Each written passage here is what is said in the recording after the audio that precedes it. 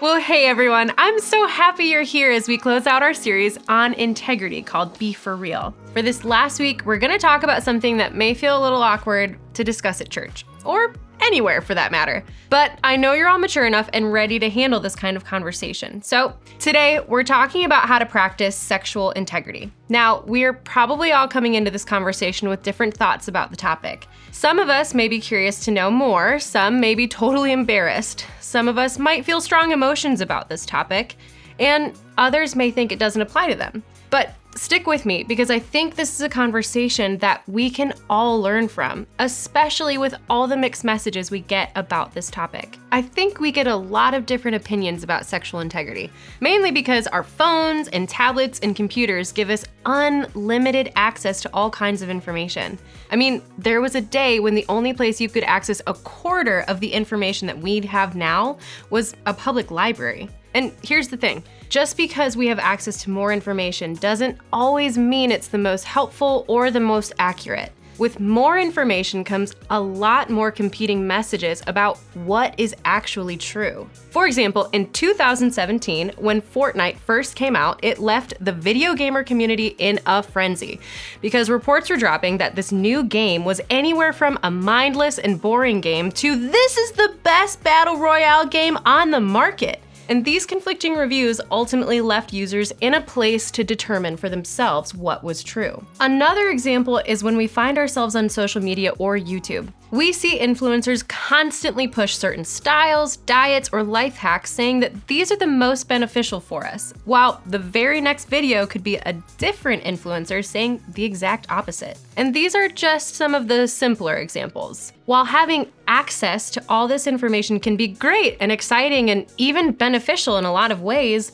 it can also be much more difficult to figure out what is really true when we're constantly being exposed to conflicting messages and opinions. Day after day, we find ourselves being hit with competing information on difficult topics like politics and social media trends, historical events, environmental issues, and especially sex. And with all these conflicting messages, how are we supposed to figure out how to navigate it all? Everyone has a certain perspective on the topic of sex, but let's take a moment to break down two perspectives in particular: society and the church. Both of these have a lot to say on this subject. When it comes to society, messages on sex sometimes look like this: sex isn't that big of a deal, or sex is just something to joke about with your friends, or maybe sex will make the person you have a crush on like you more, or sex is just something that's talked about in an awkward health class. Then the church comes along and has typically shared messages like this: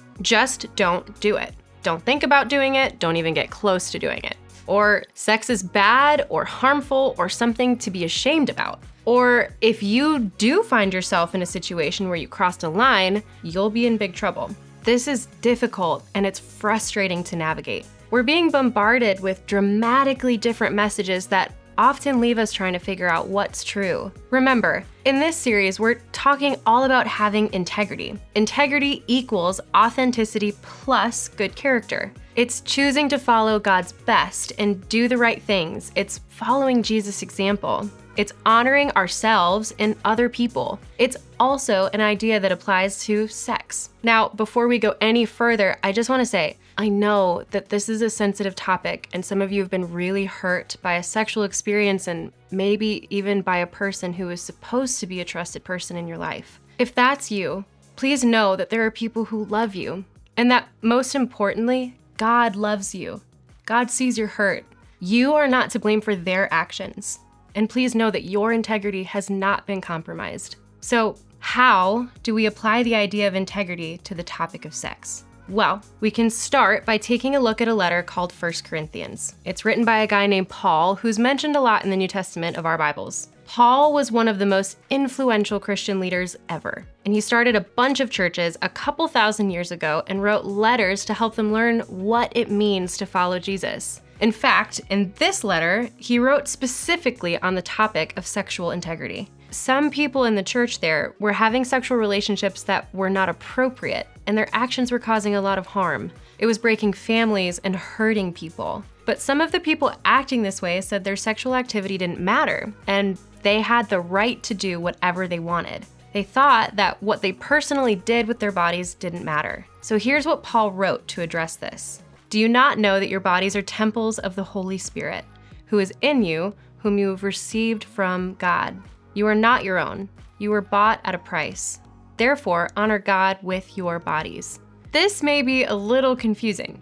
Bodies are temples? What does that mean? Well, remember, Paul was writing to people who lived 2,000 years ago. He compared their bodies to a temple because it was a comparison they would understand. Throughout history, temples have been built as sacred and holy spaces for people. They were where people would go to experience and focus on God. And another way to say this is that they're special and important places. So, telling someone their body was a temple was a perspective shift for the early Christians, because they no longer needed to go into a temple to be close to God. Instead, they were the temple, meaning that their bodies had value and were important to God. Paul told the Corinthians that just like they believed temples were holy and special places, they should view their own bodies the same way. To God, everything about us matters and has value, including our bodies. And since sex is something that has a lot to do with the way we treat our bodies and other people's bodies, that means it's an important thing to think about.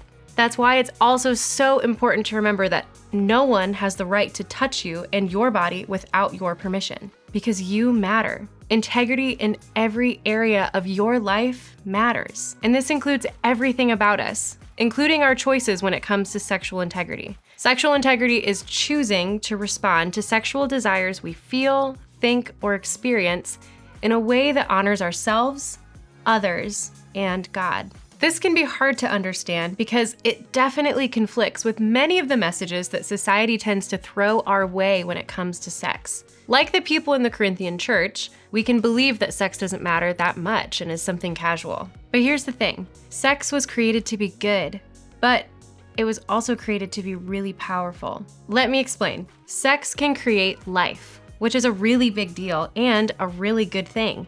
And it can bond couples closer together and make relationships stronger, which is a powerful thing. But on the flip side, sex can also lead us to make decisions that we don't fully think through and lead to consequences God doesn't want for us. If not taken seriously and used as God intended, sex can lead to broken relationships, hurt feelings, unintended physical consequences, and in some cases, abuse. The good news is that no matter what your experience has been, there is hope, and you have the power to choose sexual integrity. This is why choosing sexual integrity is so important, because when you value sexual integrity in your life, it means you are guarding your potential for intimacy through appropriate boundaries and mutual respect. If we are to consider our bodies as temples, sexual integrity is important because we have value and others have value as well. You are worth having boundaries and worth people respecting them. Because other people have value, their boundaries are important and worth respecting. You are worth having a healthy relationship that revolves around love and mutual respect. And others deserve to be in a healthy, loving, respectful relationship as well. Now, let's be extremely clear. Sexual activity doesn't change your worth. Nothing you have done or has been done to you can change how much you matter to God and how worthy you are of love and healthy relationships. But we do believe that sexual integrity is worth it because you are worth it. And because you matter, integrity in every area of your life matters. Okay, take a deep breath and let's break down this question. How do we live with integrity every day? Here are a few ways that you can live this out. First, choose integrity in every area of your life. Remember that integrity equals authenticity plus good character. This means we live true to what we believe and do our best to make wise choices. So, when we choose to live with integrity, we choose to live for what matters most. This applies to everything, including our relationships and sex. It means we choose to respond to sexual desires we feel, think, or experience in a way that honors ourselves, others, and God. Second, commit to sexual integrity. You don't have to wait until you're older to choose sexual integrity. You can begin making this a priority right now because middle school is a great time to commit to sexual integrity. This can be done in so many areas, in what you watch, how you act, the way you treat others, the boundaries you create and the boundaries you honor in others, the jokes you make, the comments you leave on social media, and how you think about others. And choosing to stay true to who you are shows real emotional maturity. And lastly, remember that integrity is always a choice. No matter what, it's never too late to choose sexual integrity. If there is anything that you remember, let it be this. No matter what life has looked like before now, you can always make the choice to live with integrity in all of your life, including sexual integrity. In fact, if this is something you need to talk more about, I want to encourage you to talk to a trusted adult, like a small group leader, who can help you make choices that align with God's best. People like your small group leaders can be safe to talk to about anything. As awkward as this topic might be to some of us, your small group should still be a safe place to talk about what it means to live with integrity in every area of your life. If you've experienced something like abuse, I also want to encourage you to talk to someone like a professional counselor.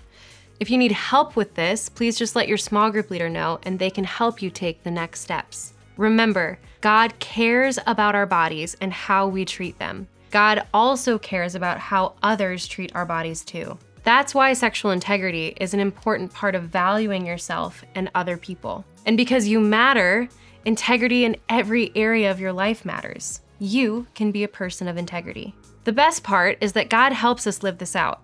God gives us the support of other people and the example of Jesus to model our lives after. When we live with integrity, we wind up becoming more like Jesus. So, when you head to group, think about your response to this question. What is one step you can take to live with integrity in every area of your life?